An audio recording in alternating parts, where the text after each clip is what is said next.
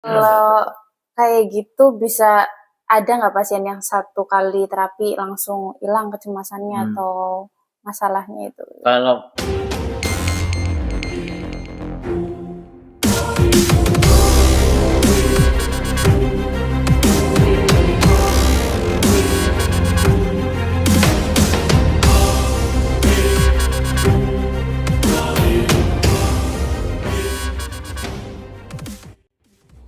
Oke, assalamualaikum warahmatullahi wabarakatuh. Waalaikumsalam warahmatullahi Ya teman-teman, wabarakatuh. kembali lagi ke channel Beta Terapi. Kali ini kita kedatangan tamu, Mbak Niken. Hai, kabar? baik mas. Ya, Mbak Niken kali ini tuh ingin memenuhi rasa penasarannya.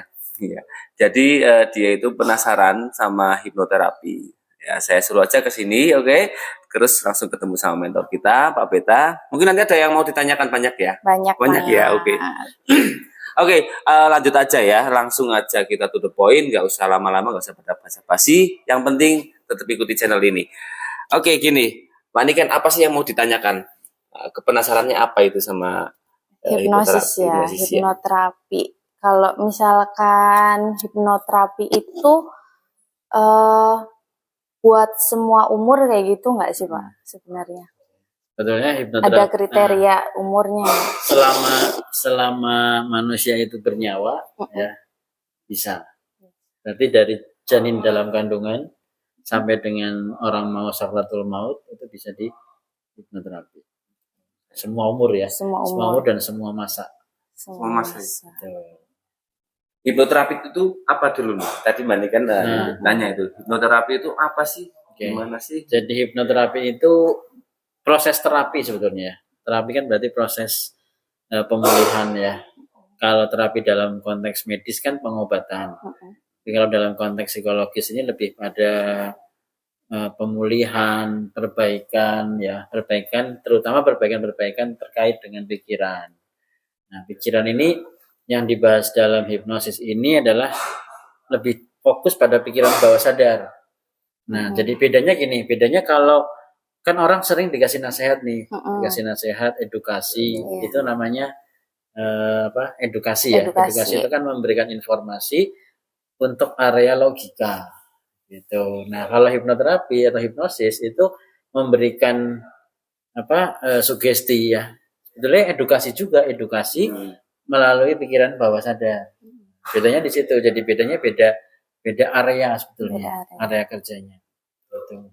Dan metode hipnosis ya yang sebetulnya adalah komunikasi antara saya sebagai seorang hipnotis ya, hipnoterapis dengan klien sebagai seorang yang membutuhkan bantuan, itu adalah komunikasi antara pikiran sadar ya, pikiran sadar saya ya, pikiran bawah sadar ataupun pikiran bawah sadar saya dengan pikiran bawah sadarnya.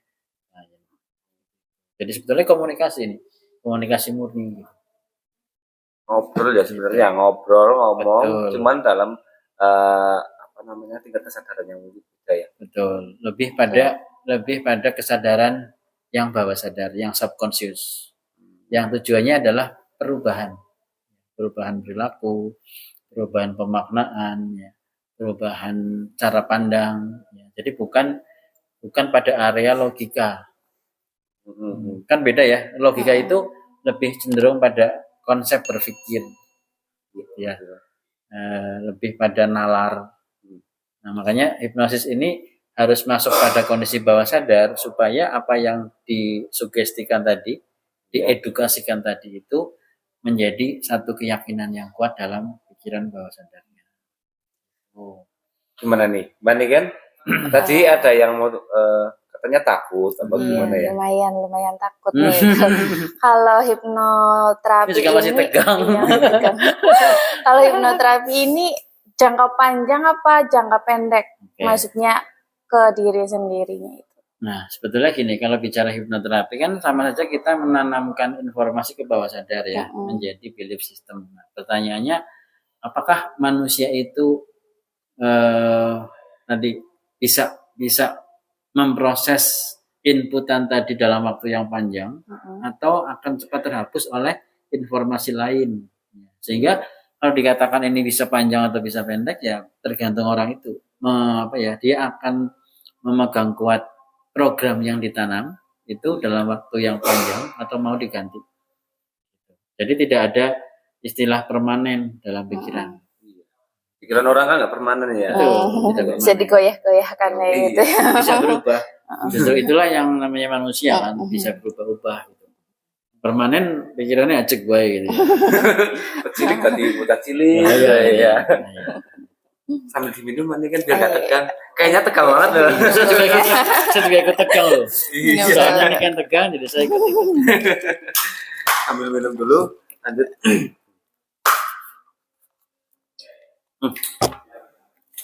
Ya, tadi apalagi yang pengen diketahui, nanti kan?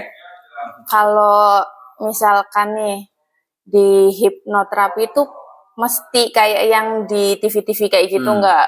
Jadi harus diulik-ulik sampai dalam-dalamnya biar mindsetnya itu benar-benar berubah. Perlu Jadi nggak? hipnoterapi itu banyak jenisnya.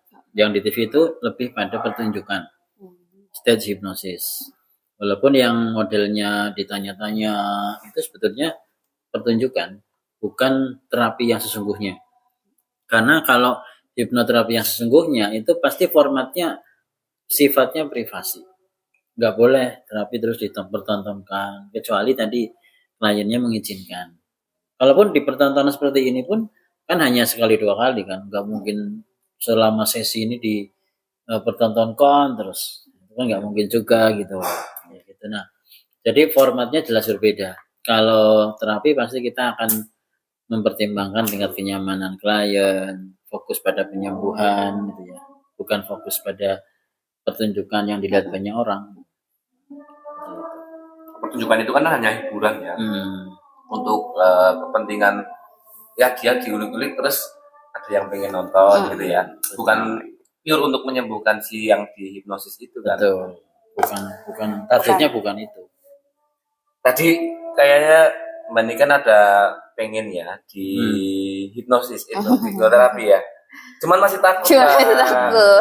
Nanti kita beri contoh yang sederhana gitu ya. Biar nanti bisa clear dulu. Karena kalau ada pasien juga ketika datang ke sini dengan banyak pertanyaan, dengan keraguan, itu juga kita berikan contoh yang sederhana dulu.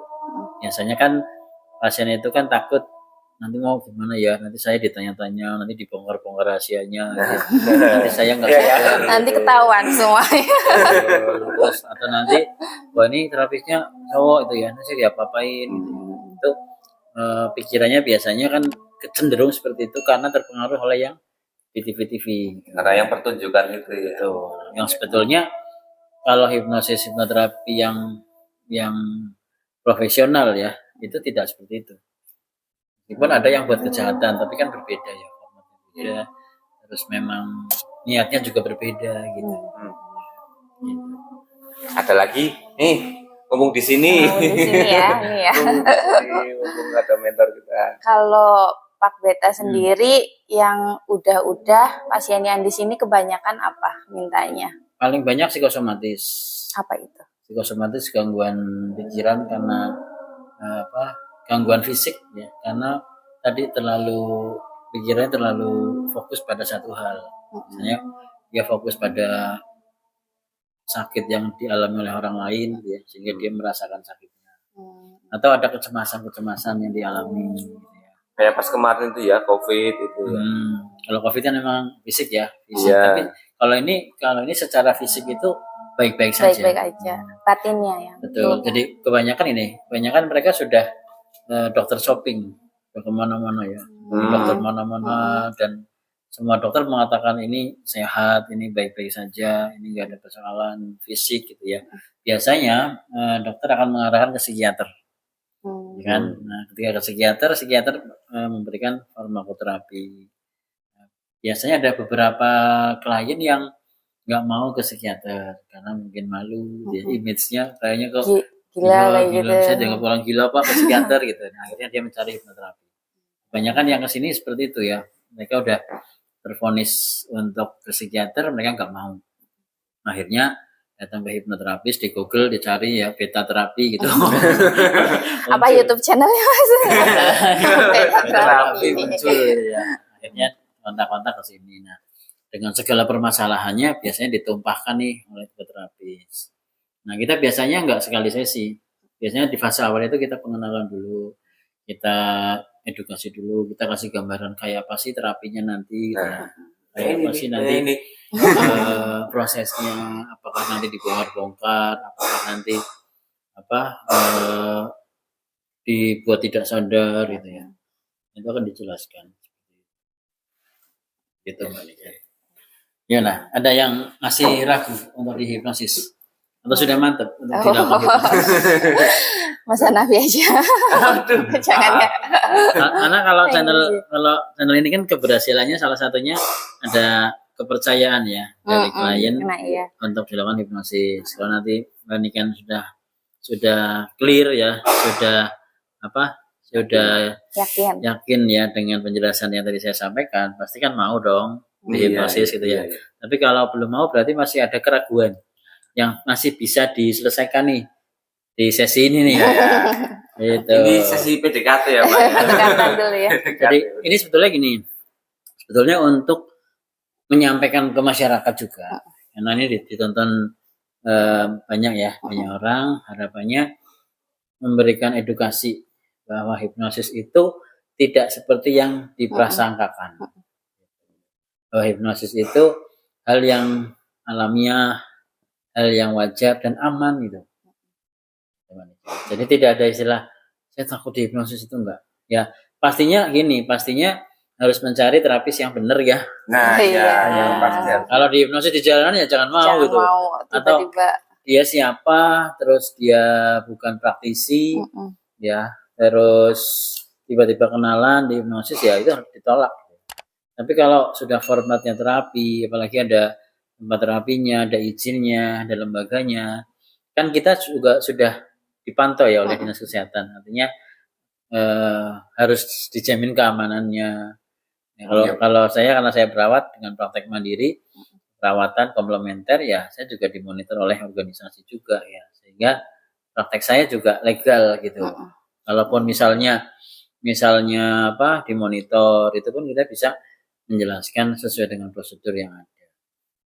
Jadi kekhawatirannya harus ditepis dengan tadi praktisi yang profesional, lembaga yang berizin gitu ya. Terus metode yang digunakan ya. Dan tentunya kalau sini biasanya ya, kalau sini ada perempuan misalnya mbak-mbak itu atau ibu-ibu biasanya sama suaminya. Suaminya saya suruh duduk di belakang biar melihat saya melakukan terapi apa sih. Itu juga sekalian untuk meyakinkan bahwa hipnosis itu aman, hipnoterapi itu aman, dan prosesnya juga bagus. Kemarin ada yang psikosomatis 3 sesi itu bagus. Ada psikosomatisnya sampai kecemasan yang berlebihan, begitu cemas dia masuk ke IGD itu ya, IGD di tata laksana, akhirnya dengan obat-obat psikoterapi. Terus pulang ada dengar berita apa, cemas lagi, masuk IGD lagi. Jadi ini kayak IGD kayak pasar itu ya. Bisa dalam seminggu bisa beberapa kali itu IGD. Nah itu kan sangat menyiksa ya. Ya mungkin dari aspek yang lain suaminya juga terganggu kan, biasanya malmingan ya, jadi malam Jumatan nggak jadi, karena ada psikosomatis cemas ya. Nah itu yang kadang-kadang malah jadinya jadi penghambat dalam keluarga. Nah Mbak Nika juga boleh satu saat misalnya nih pengen di hipnoterapi terkait dengan persoalan-persoalan yang ada, itu pun sifatnya saya nggak perlu tahu sih masalahnya itu ya. Jadi misalnya punya masalah nih, malu saya cerita sama terapisnya. Nah, terapis yang kompeten itu nggak perlu tahu masalahnya klien, bisa. Itu ya. Ini itu istimewanya. tapi saya hipnoterapis loh ya, sebagai hipnoterapis. Karena kita dengan teknik NLP nanti yang kita atasi adalah tadi problem sesuai dengan panca inderanya, bukan informasi kontennya itu bukan. Tapi problem yang ada dalam panca inderanya. Misalnya gini, saya selalu pikirannya ruwet. Nah, problemnya adalah pikiran ruwet. saya nggak perlu nanya kenapa ruwet. Nggak Ya perlu. kenapa? Kenapa? Gitu. Nggak usah perlu. ya. Saya nggak Udah perlu. tahu. Cukup saya ambil ruwetnya, Ambil saya ruwetnya. keluarkan. Ya, Kembalikan lagi. saya buang. Oh, dibuang. Kembalikan lagi. Dan diambil atau dipindah. Oh, dipindah. Saya buang. Ke Mas gitu. Hanafi ya, misalkan gitu ya. Atau sering dadanya sering sakit ya. Dada karena ini psikologis loh ya, bukan sakit dada karena Iya, gangguan karena- jantung gitu. Karena psikologis kan. Sering nyesek kalau melihat si dia dengan Aduh, dia. aduh. Jadi, gitu ya. itu dibukakan, dilegakan. Jadi ketika melihat biasa aja. Oh, biasa gitu. aja. Nah, itu terapi-terapi yang lebih fokus ke bawah sadar. Jadi tidak menggunakan, ya ada sih pasien pada akhirnya juga cerita juga curhat. Tapi kan saya udah bilang dari awal bahwa apa yang klien ceritakan ke saya itu adalah rahasia saya. Gitu. Dan saya nggak mungkin menceritakan ke suaminya, menceritakan ke orang tuanya, kecuali atas izin si klien. Kecuali anak di bawah umur. Contohnya anak-anak yang ini kecanduan gadget misalnya ya. Itu kan sering saya terapi dan saat terapi dia ternyata menyampaikan sesuatu yang harus bersama orang tua nih perubahannya. Saya ngomong ke orang tuanya biar orang tuanya berubah. Oh iya. Gitu. Cara Contohnya, mendidiknya, contohnya anak bilang gini, Dawong ayah nggak perhatian sama saya ya, saya sibuk. mendingan saya main gadget. Nah, berarti saya harus ngomong nih ke orang tuanya, bahwa orang tua perlu perhatian dong buat anaknya biar anaknya lepas dari gadget.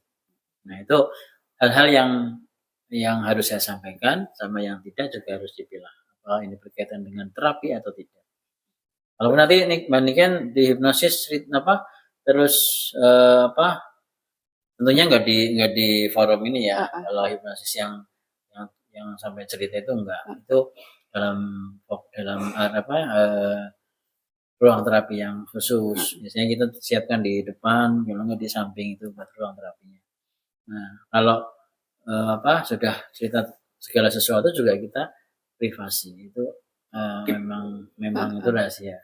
Saya nggak boleh ngomong sama Mas Hanafi, gitu nggak boleh. Bocor-bocor nggak Nanti boleh. saya nguping Mas. Nggak boleh ya. Iya. Gitu Maniken. Apalagi ini kan.